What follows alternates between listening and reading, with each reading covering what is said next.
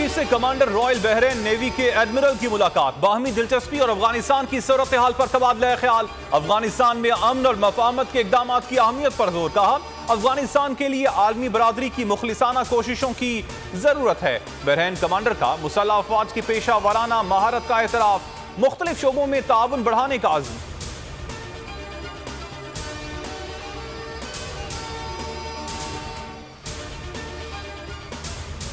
KP बल्दियाती election में शिकस्त, PTI को मौरूसी सियासत ले डूबी। विफाकी और सूबाई वज़रा ने मंजूर नजर अफराद को टिकट दिलवाए। वजीर आला महमूद खान ने रिपोर्ट पेश कर दी।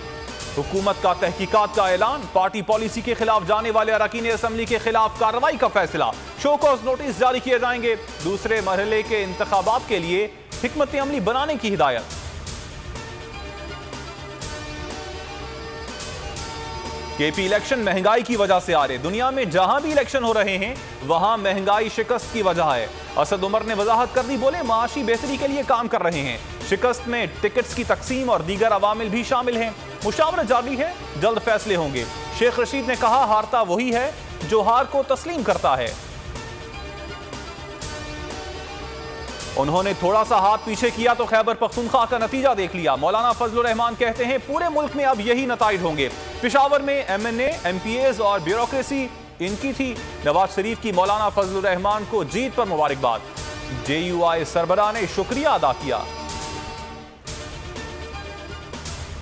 केपी बल्दियाती इलेक्शन, बक्का खेल में पोलिंग स्टेशन पर हमला। इलेक्शन कमीशन ने सूबाई वजीर शाह मोहम्मद के भाई और बेटे को भी नोटिस जारी कर दिया। मुकदमा के खिलाफ बनू मीरान शाह शाहरा पर एहतजाज। लकी मरवत में बल्दियाती नतीजा तब्दील। दोबारा गिनती में बीटनी के तहसील चेयरमैन जेयूआईफे के मौलाना अनवर बादशाह होंगे। इनसे मुल्क नहीं चल रहा, हम चला कर दिखाएंगे। पीपी ने हमेशा डिलीवर किया, इन्हें यह बात समझ नहीं आ रही। आसिफ जरदारी कहते हैं कभी झूठे वादे नहीं किए, पहले काम किया फिर बात की। सिंध में मास्टर प्लान बनाएंगे।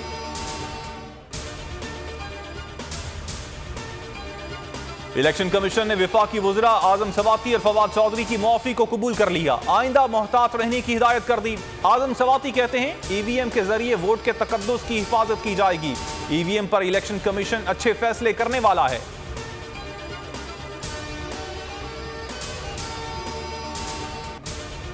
कराची में बारिश और सर्दी की शदीद लहर की पेशगोई। महकमा मौसमियात के मुताबिक मगरबी सिस्टम 25 दिसंबर को बलूचिस्तान से मुल्क में दाखिल होगा। कराची में 26 और 27 दिसंबर को हल्की बारिश का इम्कान। 28 दिसंबर से 5 जनवरी तक सर्दी की लहर की लपेट में रहेगा। दर्जे हरारत 9 से 10 तक रह सकता है।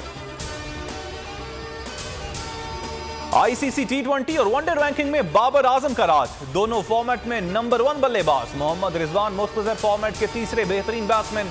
शादाब खान का इब्तदाई 10 बॉलर्स में 9वां नंबर।